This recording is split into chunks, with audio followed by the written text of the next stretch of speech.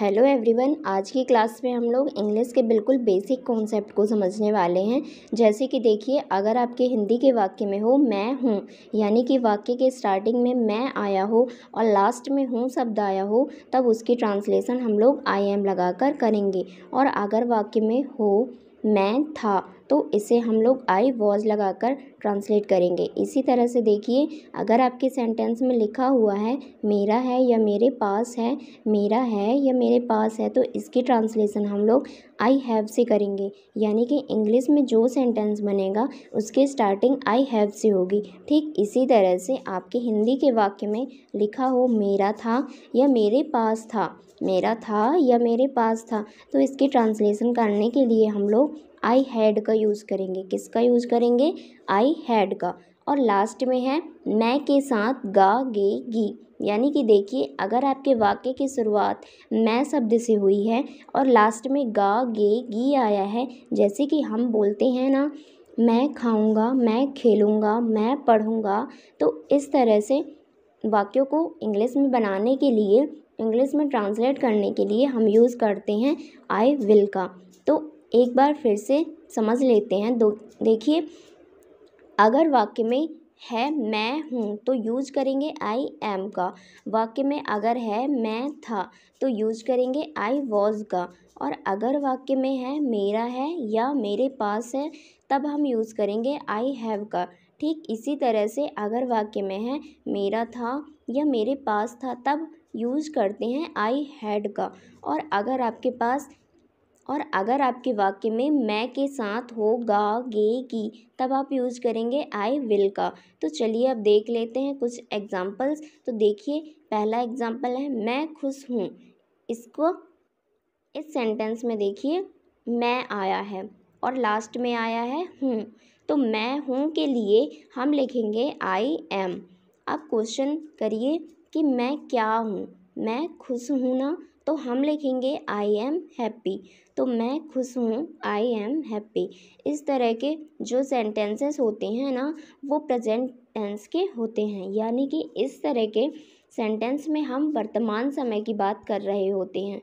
आगे देखिए, मैं था, इसके लिए हम यूज़ करेंगे आई वॉज का। इस तरह के सेंटेंसेस जो होते हैं वो पास्ट टेंस के होते हैं। यानी कि इनमें हम बीते हुए कल की बात करते हैं। जैसे कि मैं व्यस्त था, तो मैं था के लिए हम लिखेंगे आई वॉज। मैं क्या था? मैं व्यस्त था, यानी कि सेंटेंस बन जाएगा आई वॉज बिजी। नेक्स्ट है मेरा है या मेरे पास है, इसके लिए हम यूज़ करेंगे आई हैव का। बेसिकली देखिए, ये क्या बताता है? ये पोजीशन बताता है, यानी कि अधिकार बताता है। इसका मतलब है कोई चीज़ आपकी है या आपके पास है। एग्जाम्पल देखिए, मेरे पास एक किताब है, तो देखिए मेरे पास है, इसके लिए हम लिखेंगे आई हैव। मेरे पास क्या है? एक किताब है, तो इसके लिए लिखेंगे अ बुक। तो आई हैव अ बुक, मेरे पास एक किताब है। तो ये तो हो गई प्रेजेंट की बात, कि अगर आपके पास प्रेजेंट में कोई वस्तु है तब आप इस्तेमाल करेंगे आई हैव का। लेकिन अगर आपको बोलना हो कि आपके पास कोई वस्तु थी, यानी कि पास्ट की बात करनी हो, तब क्या इस्तेमाल करेंगे? तो देखिए, जब वाक्य में हो मेरा था या मेरे पास था, तब हम यूज़ करते हैं आई हैड का। और इसका यूज़ हम पास्ट के लिए करते हैं। इसका मतलब होता है कि पहले कोई चीज़ मेरी थी या मेरे पास थी, पर अब नहीं है। एग्जाम्पल के लिए, मेरे पास एक कार थी। देखिए, मेरे पास थी के लिए लिखेंगे आई हैड। एक कार थी, a car. I had a car, मेरे पास एक कार थी। इसके बाद है मैं के साथ गा गे गी। देखिए, जब मैं के साथ गा गे गी आ जाए, तब हम इस्तेमाल करेंगे आई विल का। और इस तरह के सेंटेंसेस में हम फ्यूचर की बात करते हैं, यानी भविष्य की बात करते हैं, आने वाले टाइम की बात करते हैं कि प्रेजेंट में तो हम वो काम नहीं कर रहे हैं, लेकिन आने वाले समय में हम ये काम कर सकते हैं। फॉर एग्ज़ाम्पल, मैं पढ़ाई करूँगी, तो यहाँ पे देखिए, अभी आप पढ़ाई कर रहे हैं कि नहीं, वो तो नहीं पता, लेकिन आने वाले टाइम पे आप कर सकते हैं। तो यहाँ पे इस सेंटेंस में देखिए, स्टार्टिंग में मैं आया है और लास्ट में गी आया है, तो हम लिखेंगे आई विल, मैं करूँगी, मैं पढ़ाई करूँगी, यानी कि मैं स्टडी करूँगी, तो हम लिखेंगे आई विल स्टडी, मैं पढ़ाई करूँगी। तो गाइज़ यहाँ तक हमने सीखा कि अगर आपको छोटे छोटे सेंटेंस बनाने हैं तो उन्हें हम कैसे बनाएंगे, इनकी हेल्प से। लेकिन अगर आपको थोड़े से बड़े सेंटेंस दिए जाएं तो आप उन्हें कैसे ट्रांसलेट करेंगे, चलिए देखते हैं आगे। तो देखिए पहला सेंटेंस है मैं आज बहुत खुश हूँ। इस सेंटेंस में देखिए स्टार्टिंग में मैं आया है, स्टार्टिंग में क्या आया है, मैं, और लास्ट में आया है हूँ, लास्ट में हूँ आया है, तो हम लिखेंगे आई एम। अब देखिए अब आपको थोड़े से बड़े सेंटेंस दिए जाएं ना तो उनकी ट्रांसलेशन की ट्रिक होती है। सबसे पहले आप सब्जेक्ट पकड़िए, उसे सबसे पहले लिखिए। तो सेंटेंस में सब्जेक्ट क्या है, मैं, यानी कि आई, तो हम लिखेंगे आई। उसके बाद सेंटेंस में आप सबसे पहले लास्ट में चले जाइए, देखिए लास्ट में क्या लिखा हुआ है, हूँ, तो हूँ के लिए हम लिखेंगे एम। उसके बाद आप बैकवर्ड से यानी कि पीछे की तरफ से ट्रांसलेट करते हुए आइए। हूँ के बाद लिखा हुआ है बहुत खुश, तो बहुत खुश की इंग्लिश होती है वेरी हैप्पी। आज की इंग्लिश होती है टुडे, तो मैं आज बहुत खुश हूँ, I am very happy today.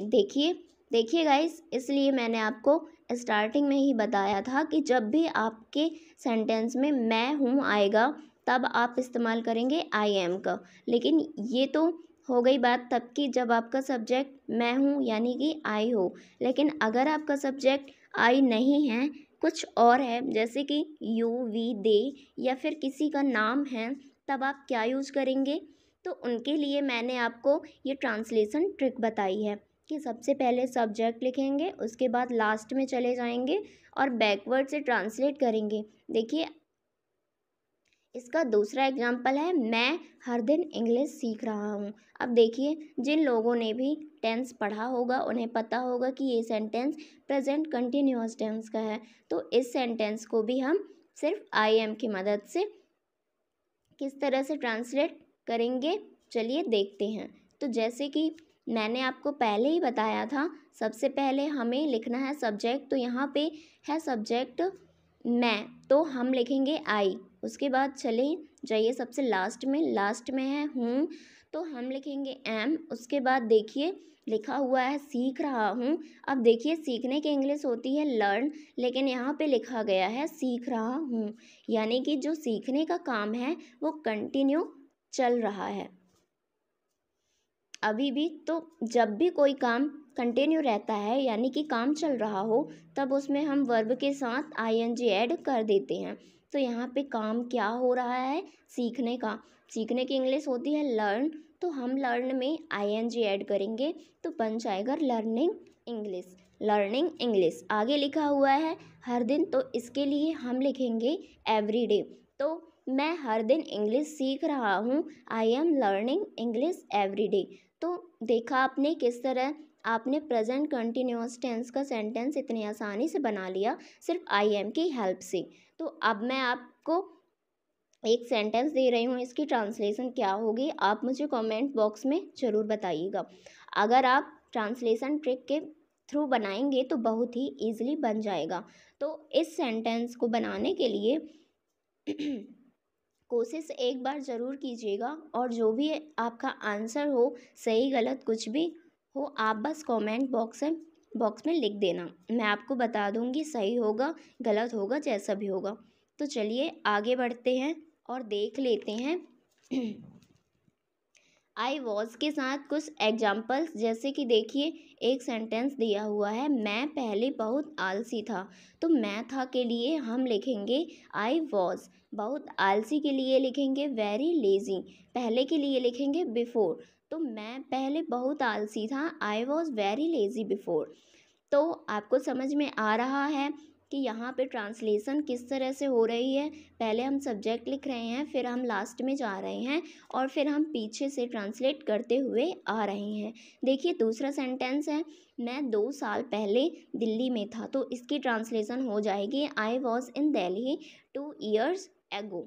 मैं था के लिए हमने लिखा आई वॉज, दिल्ली में था इसके लिए हम लिखेंगे इन दिल्ली, 2 साल पहले इसके लिए हम लिखेंगे 2 years ago, 2 years ago। तो चलिए आई हैव के साथ कुछ एग्जांपल्स देख लेते हैं। तो देखिए पहला एग्जांपल है मेरा एक भाई है। देखिए मेरा है, इसके लिए हम लिखेंगे आई हैव। एक भाई, इसके लिए हम लिखेंगे वन ब्रदर। तो मेरा एक भाई है, इसकी ट्रांसलेशन हो जाएगी आई हैव वन ब्रदर। आज मेरे पास बहुत काम है। तो देखिए सेंटेंस को समझिए, काम किसके पास है? मेरे पास है। और जब भी कोई चीज़ मेरे पास होती है या मेरी होती है तो उसके लिए हम यूज़ करते हैं आई हैव का। तो इसकी ट्रांसलेशन हो जाएगी I have a lot of work today. आज मेरे पास बहुत काम है, I have a lot of work today.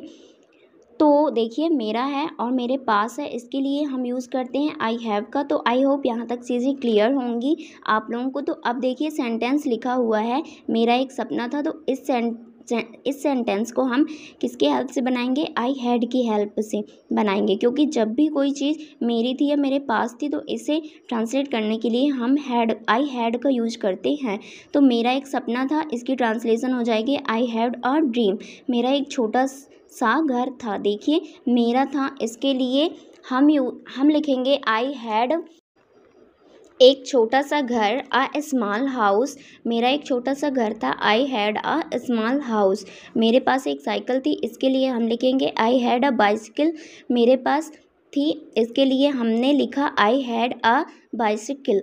क्या थी? बाइसिकल। पिछले साल मेरे पास एक कार थी। तो देखिए मेरे पास थी के लिए हम लिखेंगे आई हैड। उसके बाद देखिए बैकवर्ड से ट्रांसलेट करिए, एक कार थी, इसके लिए हम लिखेंगे अ कार। मेरे पास के लिए तो हम ऑलरेडी लिख चुके हैं आई हैड। अब बचा क्या है सेंटेंस में? पिछले साल। इसके लिए लिखेंगे लास्ट ईयर। तो पिछले साल मेरे पास एक कार थी, I had a car last year. इसके बाद देखिए मैं के साथ गागेगी आ जाता है, तब हम यूज़ करते हैं आई विल का। देखिए ये फ्यूचर वाले सेंटेंस होते हैं, तो इन्हें बनाने के लिए हम विल के साथ हमेशा वर्ब की फर्स्ट फॉर्म का ही यूज़ करेंगे। ये चीज़ें ध्यान में रखिएगा, क्योंकि विल के बाद वर्ब की फर्स्ट फॉर्म का ही यूज़ करेंगे। ये चीज़ ध्यान में रखिएगा कि विल के बाद वर्ब की फर्स्ट फॉर्म ही आएगी। देखिए मैं कल पढ़ाई करूँगी, तो सेंटेंस होगा I will study tomorrow. Will के साथ वर्ब की फर्स्ट फॉर्म आई है। इसी तरह से मैं तुम्हारी मदद करूँगा, I will help you. Starting में मैं आया है, लास्ट में गा आया है, तो हमने लिखा है आई विल। और विल के साथ वर्ब की फर्स्ट फॉर्म यानी कि हेल्प आई है। मैं अपना काम पूरा करूँगी, I will complete my work. मैं तुम्हें कल कॉल करूँगा, I will call you tomorrow. अब इसी तरह से आपको सेंटेंसेस प्रैक्टिस करके कमेंट बॉक्स में लिखिएगा। जैसे मेरे पास एक आइडिया है, मेरे पास है, इसके लिए हम क्या यूज़ करते हैं मैंने आपको बताया है पहले। दूसरा सेंटेंस है मेरा एक दोस्त था, मेरा था, इसके लिए हम क्या लिखेंगे कमेंट करके मुझे बताइएगा। और प्लीज़ चैनल को सब्सक्राइब करना बिल्कुल मत भूलिएगा। Thanks for watching.